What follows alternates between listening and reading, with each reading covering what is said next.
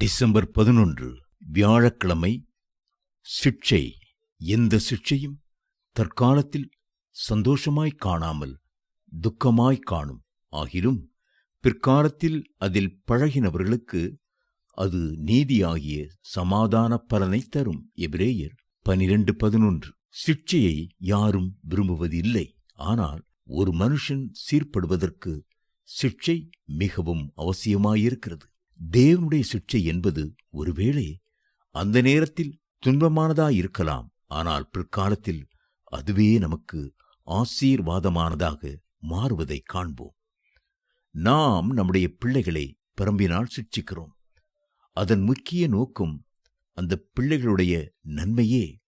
அதே நேரத்தில் பெரியவர்களை எப்படி சிட்சிப்பது? அரசாங்கம் அதற்காக பலவிதமான அபராதங்களையும் தண்டனைகளையும் சிறை கூடங்களையும் வைத்திருக்கிறது.